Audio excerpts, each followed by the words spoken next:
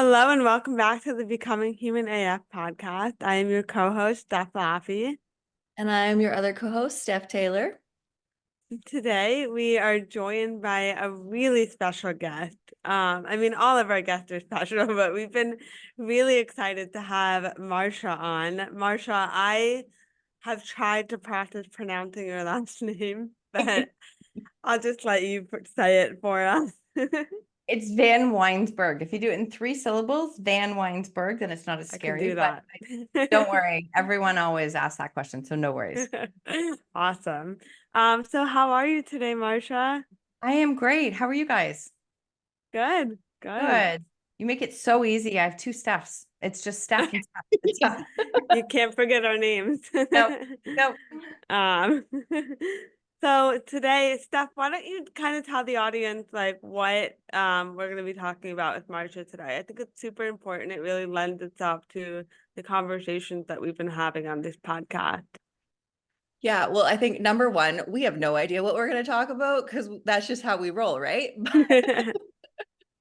But the biggest thing for me, like when you get to know Marsha and kind of what she stands for, Marsha and I were in a group, we were having a conversation, and she said something that really stuck out to me, which was the hardest conversation you will ever have are the ones that you have with yourself. And this podcast is all about having hard conversations and having those conversations with other people. But the entire journey that you've seen in listening to the other episodes before this is really that journey with yourself. And so it is all about the hard conversations with yourself so you can have hard conversations with other people. So Marsha, being who Marsha is and sharing what she shares, it is like the perfect culmination of all of that. So we're just going to dive into that today. Perfect. I'm here for that. So I'm so Marsha, excited. can you kind of explain what it is you do, what it is you stand for, like more about you and why this type of work is so important for you and for other people? Absolutely. I think it's really interesting. Like I'll just take it back really quickly. Probably about 12 years ago, I was just a normal parent like anyone else, right? I was working, doing my thing, and we started to experience teen substance abuse, and it became such a big part of our life that it was not a phase. It didn't just come and go. And over the next, following a couple of years after that, I was in a space of like looking for answers, searching. Everyone had answers. Someone else must have them because I don't have them. And there's nothing wrong with looking outside of yourself when you're in a new territory, because there's no training I had for anything like that. And through the process, I started to understand that I wasn't the only person who was struggling with this. I felt like I was, because at that time, social media, the world was very curated. We weren't talking about like vulnerability and difficult topics was not something we talked about, right? It was all about the aesthetics and things looking perfect. And I just didn't fit that mold anywhere. Like there was nothing in me. And there is something that's very real about me. I have no poker face. I cannot fake something that I don't want to do. And I don't mean it in a space of like negativity towards others. I just can't fake it. My face says everything. And so I thought, how am I going to possibly show up in the world when my world is falling apart? I can't fake it. And one of my counselors, I did a lot of counseling at that time, she was like, go as you are right now. And I started to show up online in a space of, post hot yoga, hair a mess. Everything was just like no ring lights, being real and raw. And I started to find my voice. And in finding my voice, I started to connect with other people. And in the process, also recognize that my story actually really wasn't that isolating. There was a lot of us, but nobody wanted to talk about difficult things. And so then I started to just share my part of the story. And I was on a journey of how do you share a difficult story when there's so many other people involved? Like, how do you still do it? And I believe there was a way. I really did believe there was a way. I didn't know what it was. And I started to find out how to do it in a very messy way. And through that process, I started sharing on small stages, started my own podcast with just like, let's just change this story. I didn't have any big picture of what I wanted it to be or what I thought it could be. And I often say it's so important that we get so caught up in show me what it's going to be. No, actually, because if the universe would have shown me what I was doing now, it would have scared the crap out of me and I probably would have never started. I honestly wouldn't have, because I did not feel worthy of being in this, of like getting to do the work that I do. And then over the last few years, I would say between 4 and 5 years, it really started to morph into how can I help others to share their story? People would come to me and go, but like, I want to know how to do it. And so between books and podcasts and speaking on stages and really diving into a lot of healing work, the last 4 years has been a lot of my own NLP, neuro linguistic programming, subconscious reprogramming, and then learning those tools to teach it to others. Like, I look back and the dots connect in a way that I'm like, oh, that makes sense now. It didn't made no sense at the time, like none at all. And so that's just a reminder that we're not supposed to see how they connect, even though we want to. So it really became the journey of helping people to reframe their stories, their beliefs, to see that they're not a mistake by what's happened to them. They actually have like gifts in what they've walked through, and they have knowledge and experience that they can turn around and pay back to a younger version of themselves. And when you can walk through something difficult and do that in a very positive way, it'll give you a light of purpose that you just can't even imagine how powerful that is. And that's where the whole thing really started. So when you refer, Steph, to the difficult conversations, that's like one of the lessons that I've learned over the last few years. But it really does come down to like, we have to lead ourselves in difficult times. And that comes down to having a conversation with yourself of what's not working. And we are so we're so adept to looking outside of ourselves of what's not working and expecting somebody else to fix it and change it and do these things. And you know what? That's all going to come from us first. All of it does. I know that can feel overwhelming if you're listening, but it can also be empowering if you choose to look at it that way. You actually do have more control in your life than what you think you do. Absolutely. Absolutely. I think that's the number one thing. Like you said it, where you are looking externally because you're in a new situation and you don't know what the heck to do. So you're hoping for like that golden nugget, like somebody, you as a child, you're so used to a parent doing it for you. And yeah, I mean, so much of what you said, it's absolutely, you have to go into yourself and it doesn't feel good necessarily.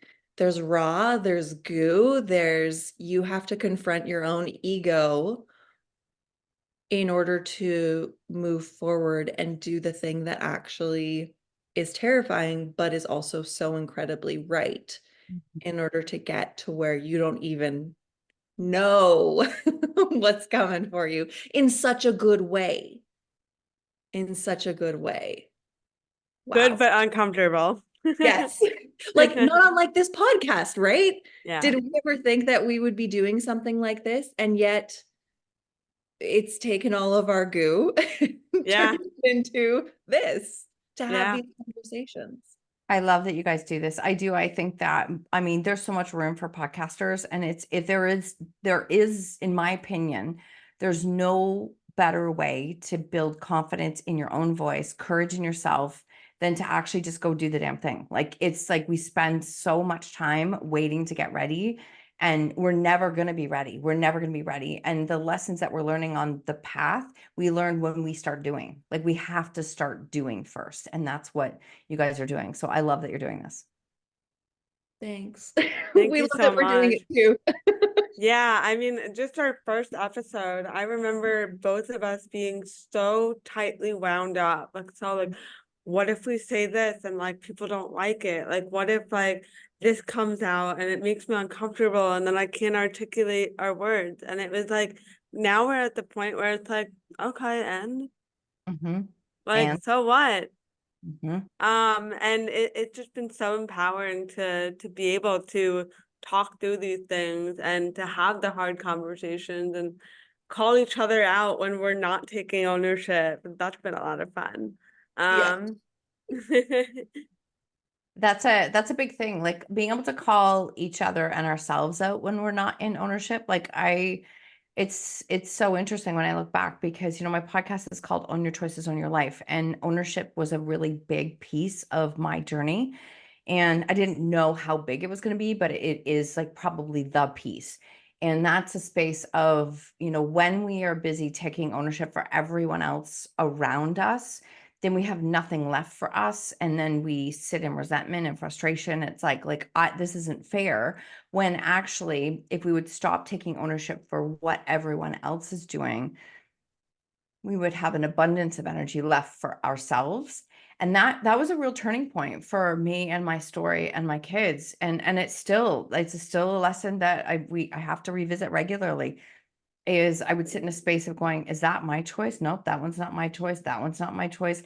And the thing is when two people are owning a choice, nobody owns it. And if nobody owns it, nothing changes. It's just nothing changes.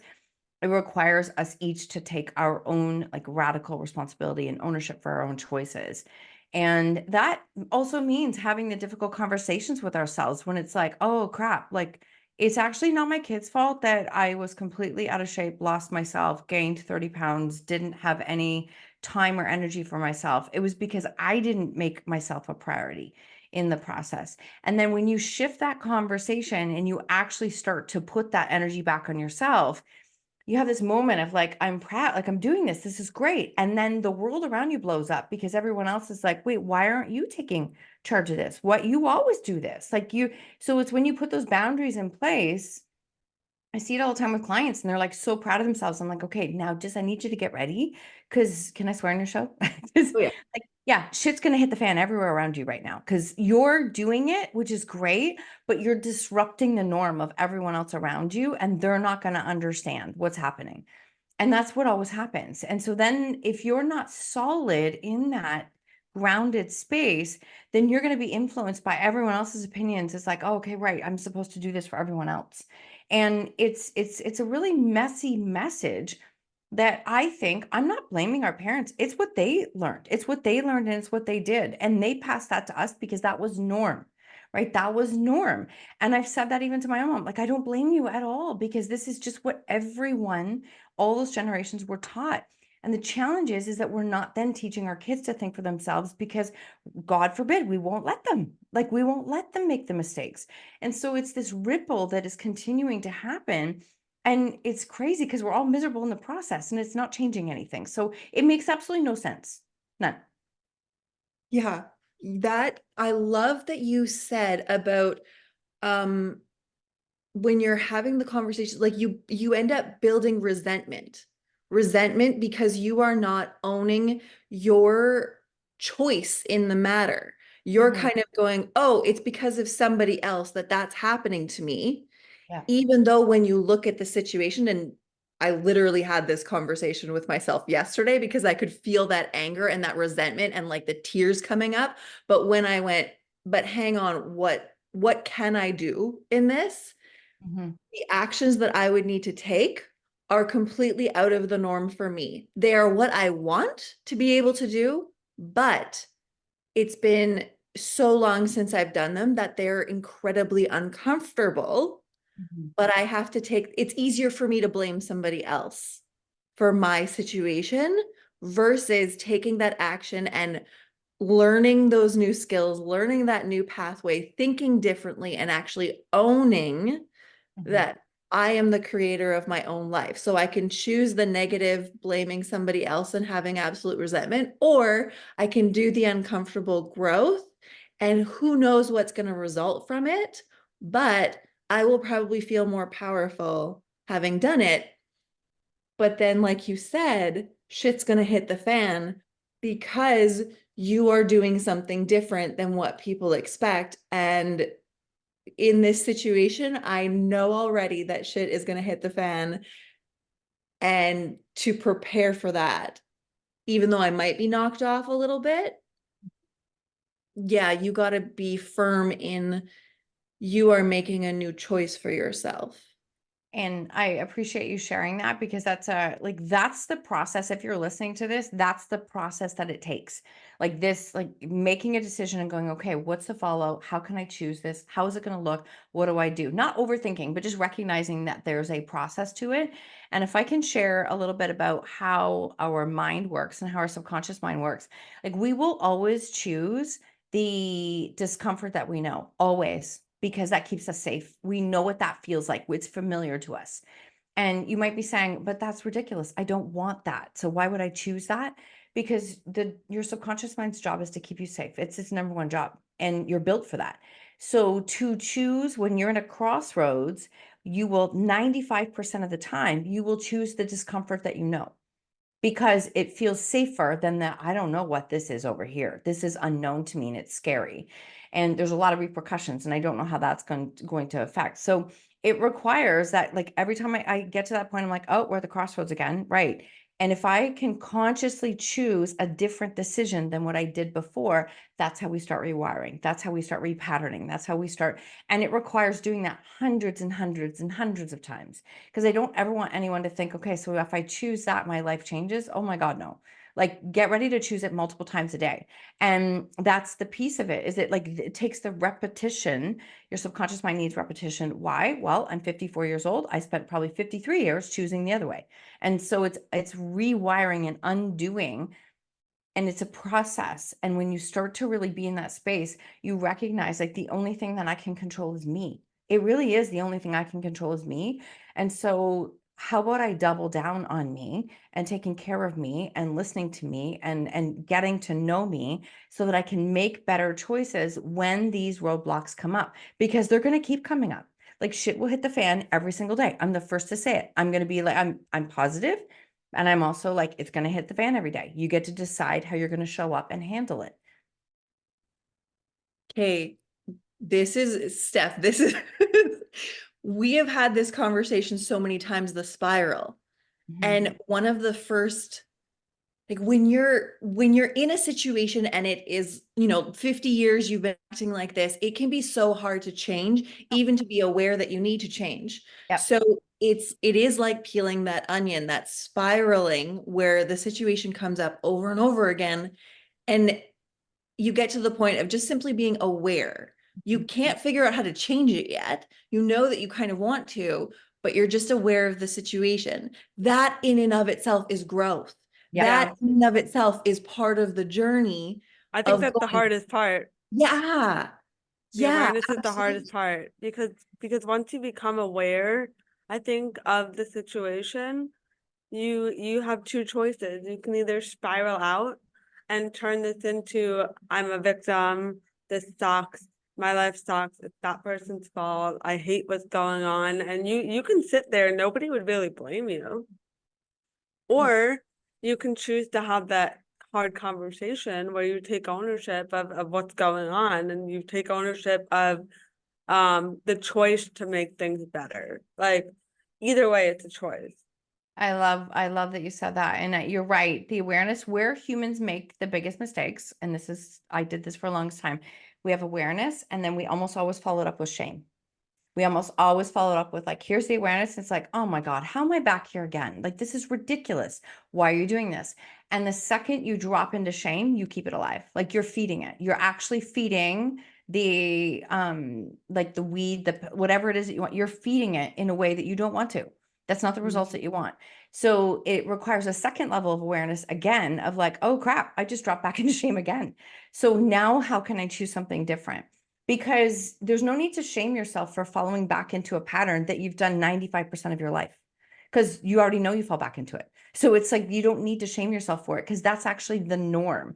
Doing something different and making a different choice is when that can start to shift. And that requires very honest moments with yourself. So I just got back from Sedona, and I've been part of this mastermind. I knew this trip was there. We have been walking through a lot of difficult things in our life right now, as well as, my business. We were in a space of having immersion. There was a lot of things happening. My husband is prepping for going to Worlds as an Olympic athlete. There's all these things outside of me that are happening. And in my mind, I was like, I don't have time to go to a trip for myself for a week. That's crazy. Like, I don't have time. That's what I kept telling myself. And all of a sudden, I could feel this bubbling of resentment that was happening, that I'm like, everyone else is getting this. Everyone else is getting this. Everything I'm doing is for everyone else. And all of a sudden I went, oh my gosh, like, no wonder I'm feeling the resentment. I am not making myself a priority. And so this is a piece of ownership. An old version of me, in full transparency, would have walked into the kitchen and it's like, I'm tired of doing everything for everyone else and no one appreciates me. No results come from that.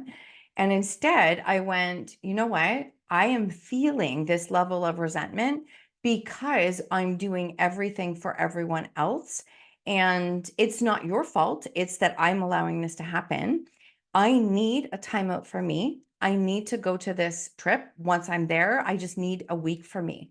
And immediately, as soon as I worded it that way, my husband was like, you absolutely do. You're right. You need to go. Like, it was just, so you see how just there's a piece of how you can take a conversation from awareness, shift the language. That's the power of language, and speak from an ownership space instead of a blame space, because ownership and blame sit on the two opposite ends of the spectrum. If you're speaking from a blame victim space, get ready, because nothing's going to change. Nothing is going to change. You're going to stay stuck in that story. But when you can shift it to an ownership language, that is when you open up the dialogue and there's room for the conversation to shift. And that's exactly what happened. He was like, oh, I 100% agree. You need to go. When is it? And I'm like, it's next week. It's like, can I put this together last minute? He goes, we'll see what you can find. And that's how it literally came out. And difficult conversations. How long did I know about that trip? Full transparency, 6 months. How long did I discount going on it? 6 months. I was like, I don't have time for that. I don't have time for that. I don't have time for that. And immediately it was like that difficult conversation I had to have with myself was that if I don't do this for me, I am going to resent the hell out of everyone else in my life. And it's actually not their fault, it's mine. So that's a piece of where that conversation that we had in that group of difficult conversations came from, was that I had to have some really big, honest ones with myself.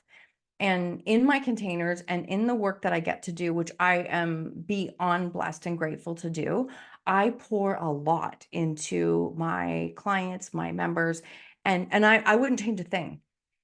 And if I don't pause and pour back into me, that resentment is going to start to spill into those containers too. And it's going to spill into the things that I actually love doing. And I don't want that. So that unplugging for a week was beyond the best thing I could have done for myself. I love that example. And like, just like as you're sharing, I'm kind of thinking like, wow, like how many examples do I have this week alone of like all the moments that that resentment, that anger bubbled up. And a year ago, I would have been losing my shit. I would have been lashing out at my husband, at my mom, at my coworkers, at everybody. Like last week, I broke my foot. Totally my fault. Like I wasn't paying attention while I was walking. I missed a stair. It was so dumb.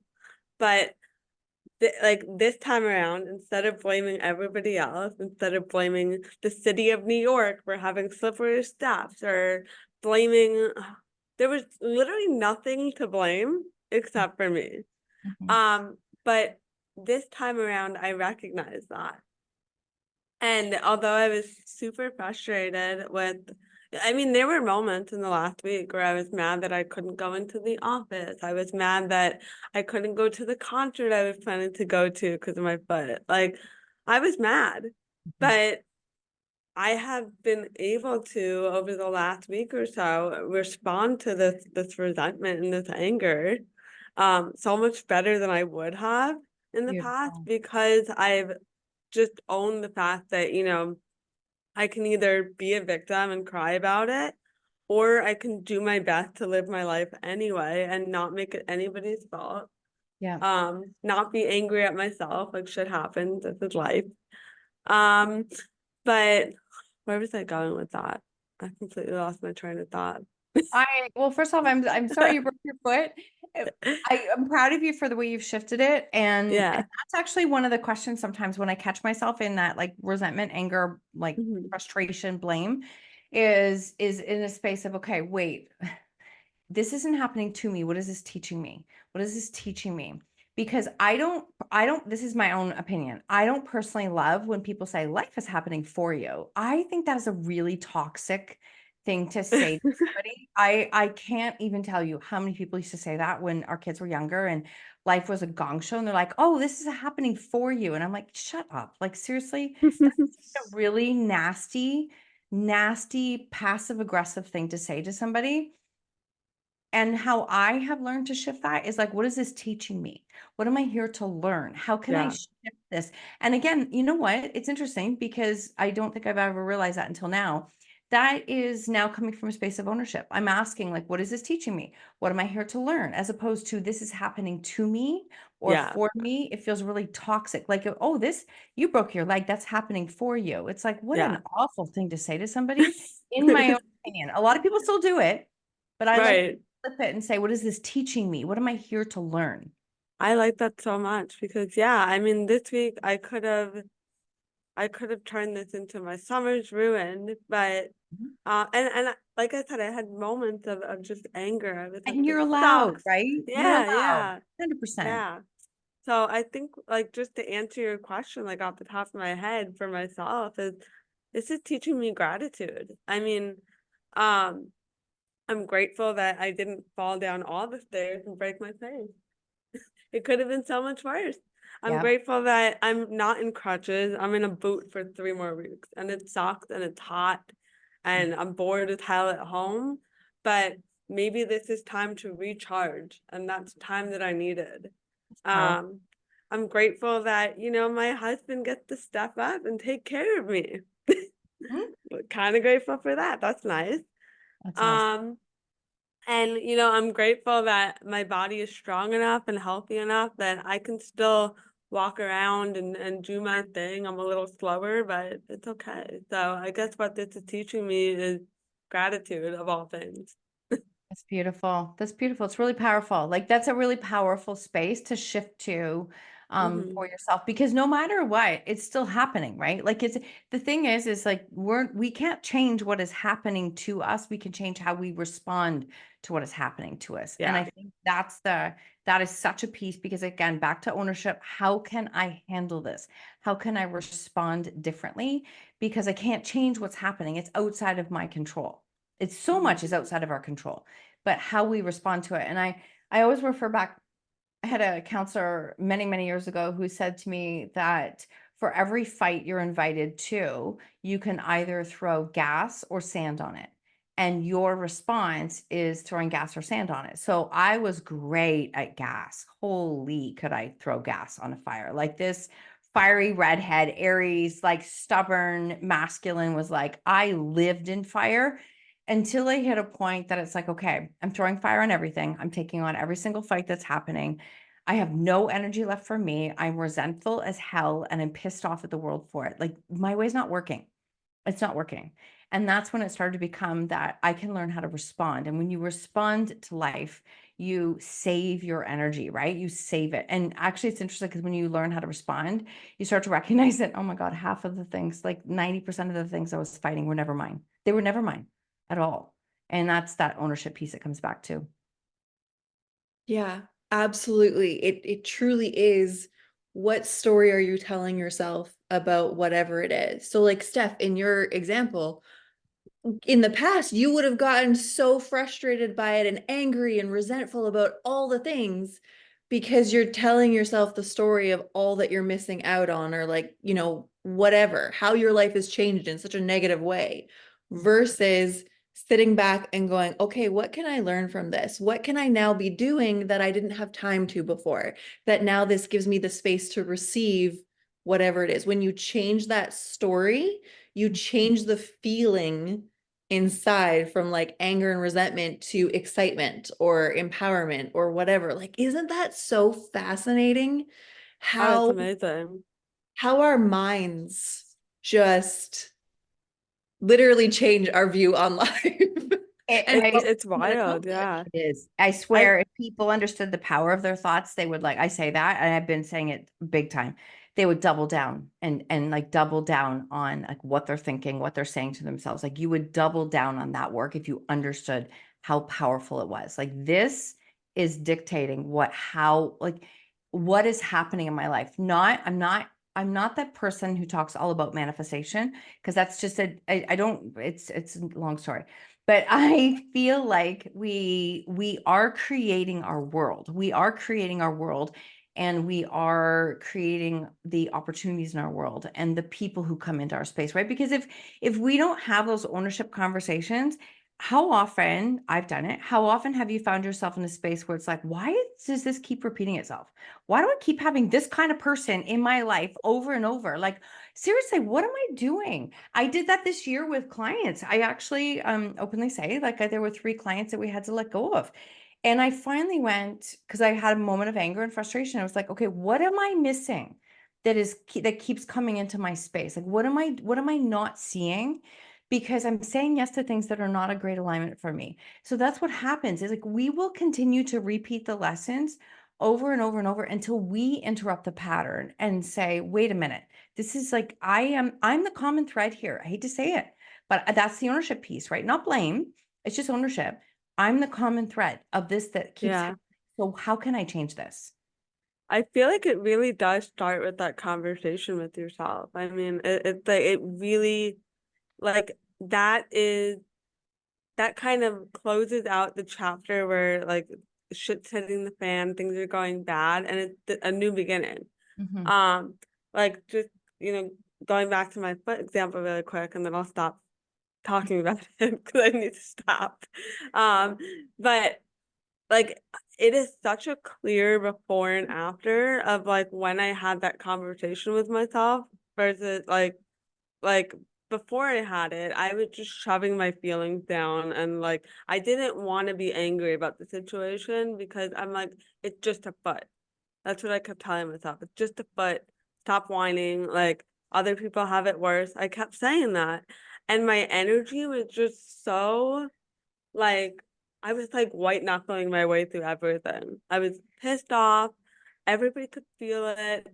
And yesterday or the day before, when I finally had this tough conversation of reframing, multiple people who have talked to me in the last 48 hours are like, you seem like so happy and positive and fine about your foot. Like, are you good? Like, I'm like, yeah, I actually am now. Now I actually am feeling pretty good. I'm feeling pretty happy. So Is it only a week after this happened? yeah, I broke my foot last Wednesday.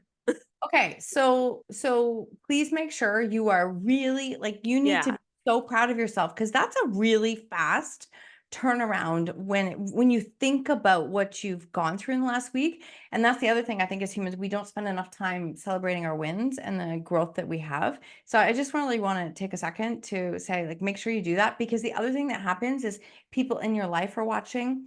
Like, you're not teaching others, but they're learning from you because of how you're leading yourself. And I don't think we recognize how big that factor can be, because other people are learning from us by how we carry ourselves in situations. Oh, thank you for that. Steph, I think you brought up something. Actually, I was sitting here in the back of my head going, but this situation keeps coming up and like I keep thinking this way. And when people say you're avoiding, like circumventing your healing process because you're not acknowledging something, and that's always tripped me up, being like, if I keep coming, like, I don't want to just think positive, but it's like, at what point is it not clicking? And so your example of white knuckling it, there's something going on in my life right now where I almost am wondering if I'm white knuckling it, because I can't figure out what it is that I'm avoiding in order to have something click where I feel like I can actually achieve that shift that I want. So Are you Marsha, trying to think your way through it? in a way, I wonder, even though I've been feeling a whole bunch of stuff and like releasing a whole bunch of stuff, and I mean, like I've got decades of stuff to get out. Um, but it's like I'm missing something, but I don't know what it is yet. So do I just go every time there's a thought, interrupt it and go, no, you will achieve this, you will do this, or what? Like, Oh my God, I love this conversation. Can I just, sorry, I go get for excited. it. Somebody help me. Yeah, it's okay. So even when you catch yourself with a thought, right? And if it's like, no, don't have that thought. So our subconscious mind doesn't know negatives. It doesn't actually understand negatives. So if I tell you, like, don't think of a purple elephant, what do you think of? A purple elephant. Your brain's like, oh, purple elephant, what's that look like? I have no idea. And I said, no, don't do it. But it doesn't understand don't. So we spend so much time thinking of what we don't want and what we don't want to have happen, and past thoughts, that we don't leave space for what we want to create and what is available for us.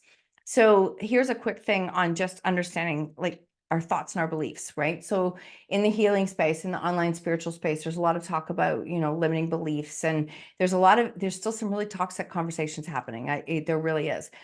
But what it comes down to is all a belief is a thought you continue to have. That's it. That's all a belief is. It is nothing more than that.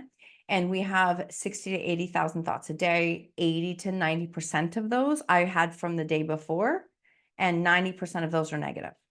So we are literally, as humans, on repeat of thinking of what we don't want. We're constantly worried about what we don't want. And why does this keep happening to me? I don't want it, but it's exactly what happens. And so catching that thought, exactly what you want to do is catching that thought. And then how can you reword it in a way that is empowering to you? This is part scripting. This is part languaging. Like, how can you reword it so that you speak life into what you do want instead? So earlier this year, I shared, we had 3 clients that we let go of. And I kept saying, like, I don't want these kind of clients. I don't want these kind of clients. And my mentor was like, can you hear yourself? And I was like, oh my God, I didn't actually catch that. I didn't catch any of that. And I teach and train on this. So like, this is the thing. This is the amount of work and repetition it requires. She said, stop talking about what you don't want. Can you start speaking about what you do want? So when it comes up and it's like, I don't want this, I'm like, okay, what do I want instead? Instead, like, these are the kinds of clients I get to work with. And when I start thinking about the ideal clients that I have, and I'm like, oh my God, so they're incredible. This is what I want. So it's literally becoming the ninja and interrupting the pattern without shaming ourselves, right? We have awareness, no shame, see it and immediately shift it. So I look at, and this is a really simple exercise that I can share, is if you can write down the one limiting belief that you have, and I'm talking like, be as real and honest with yourself as possible. I believe for the longest time that I could not grow my business without like burning myself down, masculine energy, burning myself out constantly, and losing my health and my relationships. Deep seated, that was a belief that I had because I'd spent my whole life living that way. Now, I see lots of examples of people out there who don't do that. So I know it's possible, but I didn't know how I could do it.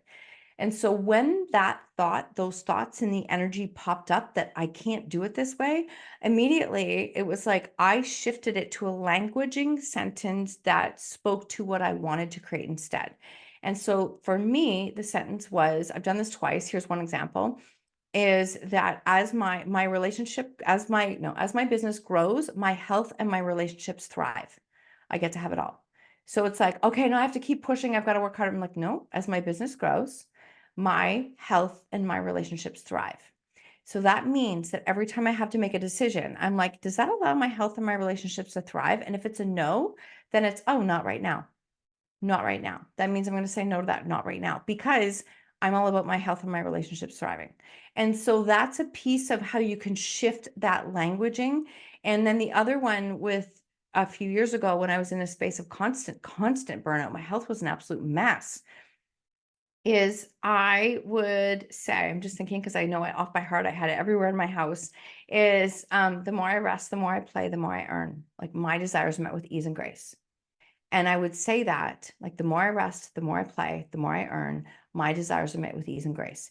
That was my new belief that I was anchoring in. And remembering, a belief is just a thought I keep having. So how can you rewire that? So when you catch the thought of, this is not what I want, then what do you want instead? And this is where, this isn't just about you, Steph, but just sharing this for everyone. When I say to people, what do you want instead? You know what happens? A lot of times they're like, I don't know. I don't know what I want, because this is all I've ever had. We don't know how to think outside of what we've already had. So how can we make a different choice? It requires some, back to beginning here, difficult conversations with ourselves. like difficult conversations with ourselves. For the longest time, I was very much attracted to the money part of business. Well, she's making them, so she must know the answer. She must know. I'm going to learn from her.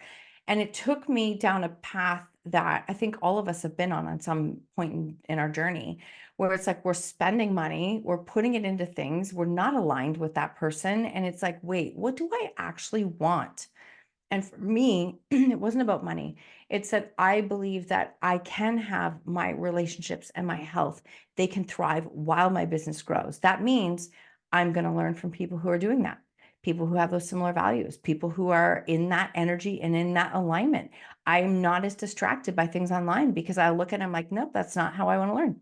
I actually instead want to learn so that as my business grows, my health and my relationships thrive. So I hope that's an invitation for you and for anyone, is like, how can you catch that thought and then catch the fact of, are you speaking life into what you don't want? Because that's where the shift comes from. Change the language into something that means something to you. And this is not, this is very clear. This is not about a positive affirmation. Because personally, I think if you take a positive affirmation that you're not connected to and you put it and attach it to a thought that you keep having, that is like putting positive on top of a pile of shit. It's still shit. It's still shit. It doesn't change it. And I really resented the whole, well, just be positive. I'm like, that is the most toxic thing in the world. You have to get to the root of what that thought is and start rewriting it at a root that speaks to you. So people say to me, can I use that affirmation that you had? And I'm like, only if it means something to you. Like, it meant something to me. It was emotional for me to say it. It was emotional for me to read it. You want yours to stir up emotion in you. What do you see? What do you feel? What do you hear? So that's how you actually create a change in that thought. And then you repeat it like it's nonstop, so that you are rewriting it. And when you do that, last thing I'll say is, like, if you want to increase your awareness with it, to give yourself a half an hour, write down how many times do you have that thought. And you need to see, like, oh my God, in 1 30-minute time span, like, I'm like hitting 50 and 100 times I'm having that thought. No wonder it's running the show. So it's just an awareness that that's how powerful it is. And you can rewrite that. It takes time and repetition. We have to create a space where, remember, our subconscious mind wants something that is safe and familiar. So now that thought that isn't supporting you, we have to change the belief that that's safe and familiar. Safe and familiar becomes new over here. Wait, I can actually grow my business and have my health and my relationships. Oh, that's cool. That's a new thought. That's a new belief. Where did that happen in my life today? Well, I had a difficult conversation with myself. I actually went to my husband and saying, like, look, I want to spend another $1,000 on a flight. I know that seems crazy, but I need this for me. And he's like, you absolutely agree. Now my belief meter, my belief in myself, that difficult conversation, that taking ownership of myself, I move myself on what I call a ruler. When I choose safe and comfortable, things that I don't want, now I'm choosing something else. Now I'm changing that belief meter in myself on the ruler. That's how we start to move towards what we want as opposed to what we don't want. So it's a long explanation. I hope that helps. No, through that entire thing that you said, my body was reacting. I was getting fear and excitement at the same time. And Yeah. it feels very similar. They do. And the body doesn't know the difference between those two. Right? No. Yeah. And then the stories, and then seeing in my life this particular situation, the story that kept coming up is, yeah, but your reality isn't reflecting your thoughts. So where's the belief? Where's the belief? Yet. Right. So And there's your so, languaging. Yeah. yes. So by the end, like I'm going, okay, but how do I, when the reality isn't matching, how do you stay in that, not positive thing, but like trying to rewire that belief when your life is continuing to throw at you examples that reaffirm the negative? So by the time the end, when you said, okay, but then look at how your life in the day is reflecting those new beliefs. Yeah. So then it comes back to Steph's example of being grateful. Great. Okay, you're acknowledging, instead of acknowledging all the bad that reaffirms that negative belief, Mhm.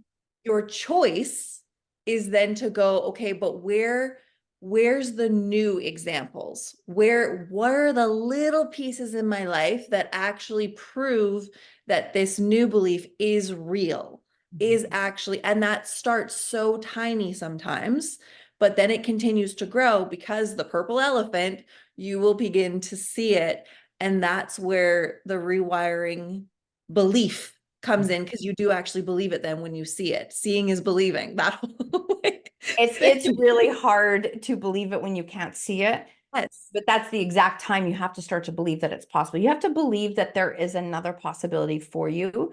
And I know that's going to trigger a lot of people, because people will say, but you don't know where my life is at. And I'm like, I don't. You're right. I don't.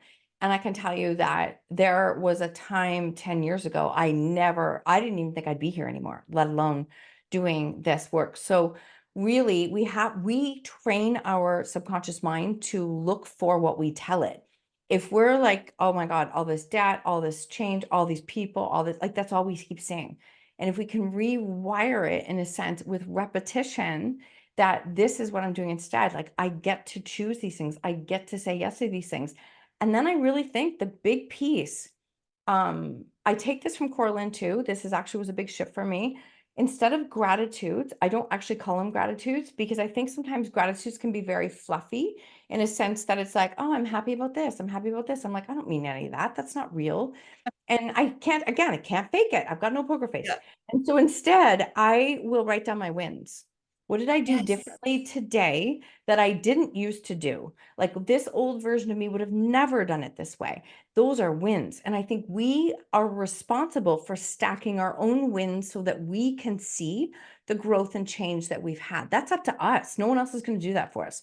So I actually lean in more to wins than I do gratitudes. My wins become my gratitudes, but it just is a shift for me. And I can start to recognize, like, how far have I come and what am I doing differently now?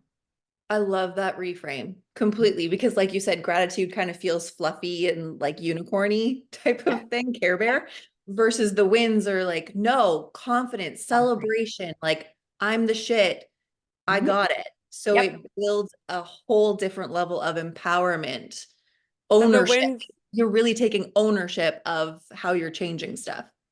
the wins are kind of how you can see your beliefs kind of coming to life, like, because you Yes. need that concrete evidence. So this is evidence that what you're believing is in fact real. 100%. It's like, for me, wins over gratitudes. Like, I resented gratitudes for a really long time, which just sounds so weird, but I did, because I was like, my life was absolutely falling apart. It really was. There's no other Yeah. way to say it. And I had mentors and counselors saying, but are you writing your gratitudes? I'm like, are you listening to my story? Like, what in the world can I be grateful for? Like, it was a gong show. And instead, it was like, okay, my wins were, wow, I actually listened to a podcast today. I reframed my thoughts like 20 times. I went outside for a walk by myself. I actually got a little bit of sleep last night. Like, they are the smallest things, but if you train your brain to see them, you will continue to see them and they will stack up. And that's how you create the change. It's like the smallest things, but done repetitively over time. Yeah, it's like you become aware of the oh my gosh, what is the word? The crossroads. Yep. You Yep. become so much more aware of the crossroads where you've made different choices and where you continue. So, like I said earlier, sometimes awareness is like a massive piece Mhm. on the journey. You're not going to get it right the first time. You're not going to like change everything, but just being aware, even if you Mhm. can't change it, just being aware that, oh, here's where my choice is. Yeah. Here's where I could maybe do something different. That is a massive piece of the journey. So just acknowledging that win of, oh, I'm aware. Mhm. I'm aware of this. It came into my awareness. Well, and as soon as you get the awareness, which I absolutely agree with, then it becomes, now what? Now what? Yeah. Do I, my next fork? Like, you're giving me so many metaphors, which I love this, but it's this space of like, it's not one crossroads. It's, you get one crossroads. Okay, great. Now you're at the next crossroads and the next Mhm. crossroads. Like, we're consistently all day long, we get to choose which way we go. And if you have spent your entire life going left, maybe you could go right. Like maybe it's just going to be a tiny bit to the right and it's a change. And it's not like you have to overhaul everything. Honestly, sometimes I say to move yourself on the ruler, like it's like a 1 degree of separation. It's just one tiny choice that's different than the day before.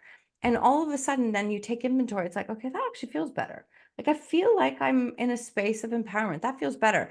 Maybe I'll choose that next time because so we are robots subconsciously, like on repeat. 95% of our day is driven by our thoughts and beliefs that we have had every other day up until today. And so it's going to feel new constantly when you're choosing something differently and you're interrupting that pattern. So when you make a different choice, now you consciously are interrupting that pattern. So sorry, I'm going all like weird geeky stuff on you, but I love this stuff. Oh, Is I'm this obsessed. is conscious and subconscious mind. Okay. Conscious mind is our 5%. We are consciously trying to change our life with 5% of what we are capable of doing. And the conscious mind is the one who sets the goals, who does the vision board, who, makes the plan, puts it in my calendar. That's the conscious mind. You need the goal setter. The goal setter is great. But the goal setter without the goal getter is an absolute waste of time and it's exhausting because if the goal getter, your subconscious mind does not believe that you can do this, then this goal setter is going to burn you out every time. So what I mean by that is like, that's the piece of it. You've got to get these beliefs on board that yes, you can do this. And as you start to raise those beliefs in yourself, that's what is driving the show. So if the goal setter and the goal getter in a tug of war with each other, the goal getter is going to win every single time because you cannot create something that you subconsciously do not believe is possible. So if you've lived a life on repeat, which all of us have, every single person listening, if you've lived a life on repeat, you have to change the belief that you actually can do something differently while working towards the goals. That's why I maybe in a sense think it's not just about I sit and manifest. It's like you've got to believe it's possible while doing the work at the same time. And Yeah. that's how you create that change. Absolutely. And I think that lends to conversations we've had in the past too, of your reality is shaped by your internal, like there is a little bit of a give and take there. Yeah. And so the people that are in your life too, they are going to reflect back how you feel about yourself. And they are going to show you what you need to work on. And also, you then have a choice of whether or not this person remains in your life for forever or for, a portion of time so you can get back with yourself and you can have a calmer nervous system to be the go-getter in the way that you want to be. And I think so many people, myself included, have a hard time having those hard conversations. Like we're thinking about the conversation of like cutting somebody out of our life or like setting a boundary or whatever. But like we've talked about in our boundary episodes, you are setting the boundary with yourself of I am not going to tolerate this because I need this peace in order to be able to be this person I want to be. And that could be as small as being able to wash the dishes so that I feel like there's less chaos in my home, or I feel like I'm a clean person or whatever. Like it can be something so small depending on how insane your life is and how overwhelmed your nervous system is. You nailed it. You absolutely nailed it because I think that has been the missing piece for me this last year. Not missing, the thing I've implemented the last year. Up until then, when I heard nervous system work, I'm like, oh, that just sounds fluffy. Like, I mean, again, masculine, right? I'm like, oh my God, like seriously. And I have learned is that when we talk about our subconscious mind wanting safety, right? Like that's to keep us safe and familiar is safe is that we have to train ourselves that we are safe within ourselves in contraction and expansion in both when things are not going right and when they're all going right. Like the wins can't be so big and the losses can't be so big at the same time. Like we can't be like, oh my God, I'm killing it and all these things. And that my value is only seen when things are going great. Our nervous system is training it that we are good in contraction and expansion. And that means that sometimes money's coming in. We're entrepreneurs, right? Because sometimes money's coming in, sometimes it's not. It's like, oh my God, what's going to happen now? Well, I can replay the story of all of the times that it's gone wrong and I've had no sales, or I can be open to possibilities. We train our brain based on the questions that we ask. If it's like, why is this happening to me? What is this? What is this? Like, this isn't right. This isn't fair. That's very much blinders, as opposed to, what is this teaching me? Show me what is possible. I can't wait to see all the opportunities that are coming my way. I write that one every single day. I'm so excited about the opportunities and possibilities that come my way every single day. And I get the most random messages sometimes. And I'm like, oh, that's really cool. There's evidence. Like, there's evidence. Like, that's what because if I don't consciously do that, it is a very slippery slope, and it's easy for me to fall into victim mode and be angry. It is very easy for me to do that. And so I just want to be real and share that with you. It's like, that's the repetition piece that we're talking about. Yeah, absolutely. Oh my gosh, we could go on for forever. Marsha, I absolutely love you. Love the conversations we have. It is fantastic. I think you really gave more to this conversation of, in order to have hard conversations with other people, in order to expand your life, and you know, whether it's a political thing or a divisive topic or whatever it is, you need to own who you are first and foremost to be able to have that expansion, because hard conversations with other people, often our knee-jerk reaction is constraint. It is to collapse. It is to go back and dim ourselves in order to be loved and appeased and seen, all those ego, fear things. So to know ourselves is how we look at it as an expansion, even if the conversation goes awry. We can always come back and do differently and have more. Steph, take it away. Yeah, Marsha, this conversation was absolutely incredible. Like, just to reiterate what Steph said, I think it really lends itself to everything that we've done on this podcast.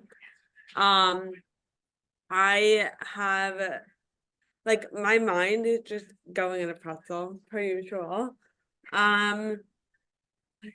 There's I feel like you've really, like, just brought attention to how important that conversation is, because, like, as we're making choices, as we're going through life, it just opens up so many new opportunities. And the reason that I'm so different today than I was a year ago is not really because my life has changed all that much. It's because I made a different choice today. And then that opened up a different crossroads, which allowed me to make another different choice. And over the course of a year, those little choices have taken me from, like, here to, like, all the way up here, in terms of the way that I see myself, the way that I view myself, the way that I interact, the way that I react. Like, it's incredible, and it all starts with those little conversations that you have with yourself every single day. So, thank you. You're welcome. That's beautiful. Thank you for sharing. So there's a big part of your wins. I hope you take a little bit of time to write all that down and really, like, see and honor the growth, because that's how you're going to see more of it. You will see more of it, because it's like, I'm a totally different person. And the one quick thing I just want to share, I love that you just shared there, because people say to me, well, like, your life is great now. And I'm like, oh, you assumed because I've changed that my entire life changed, because it hasn't. I'm still, like, there's a lot of things that have changed. I'm not going to lie. But the thing is that the story that you're walking through still might not change, but you've changed. And so how you handle it is very different. And not everyone's going to see that. And that's fine, because we see the world through the way that we want to see it. But it's that reminder that life can still be happening and challenges can still be happening. And your story might not have changed, but you've changed. And whatever story you feed is the one that gets to live. So if you focus on the one that is like, none of this is working out and this isn't fair, you're going to see more of that. If it's like, wow, my challenges, my story is still happening, and look at how I'm handling this differently, right?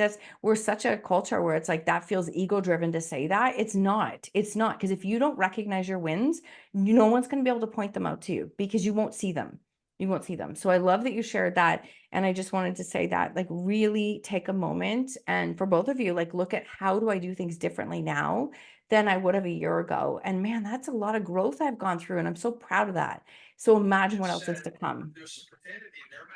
Absolutely. I mean, I almost feel like there's no going back to who I was.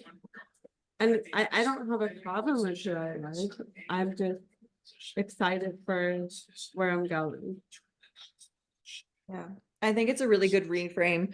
I'm definitely taking away from this conversation to reframe the gratitude into the wins, to then find those little celebrations of and relating it to what I want. So being more specific in this is what I want. So how do I find the evidence right now that I can then build that belief that it's already here, that it's already happening. So thank you so much again, Marsha, for being here and having this conversation. We'll definitely have to have you again because there's so much more we could talk about. So can you quickly share where people can find you and how they can get in touch with you and work with you? Absolutely. I appreciate you both having me and like just opening up the doors to have this kind of conversation, because I love this stuff. Get a little geeked out, excited about it. Because I know what's possible and how much people can change in the process. I made it very easy because my name is very long. So everywhere on social media, if you go and search my name under Marsha VanW, it'll come up. That's Instagram, Facebook. And that's my website as well. And if you start typing that on Google, that's the one benefit of having a name like this, is like that's literally all that comes up is me, podcast, etc. The name of my solo show is Own Your Choices, Own Your Life. We are like episode 700 and I don't know, 30 something. And I mean, you've given me already 3 or 4 more different topics that I will credit you for because of today. I'm like, oh, we need to go there too. So I love that. I love the show, the podcast, and being able to put it out there. And that's where you can find me. I'm pretty much very consistent on Instagram, and I'm open and real and share it like it is. So I would, if that speaks to you, absolutely feel free to follow. I love all the work that you do. When Steph told me that we were having you on, I had like a little bit of a fangirl moment. I was like, oh my goodness. So, you guys definitely have to check Marsha out. If you love this conversation, this is just tip of the iceberg for what she has to offer. So again, thank you all for listening. Thank you, Marsha, for being here. And if you love this episode of the Becoming Human AF podcast, be sure to listen to it, well, of course, rate it, review it, share it with a friend, and subscribe to us on all the platforms. And we'll catch you next week.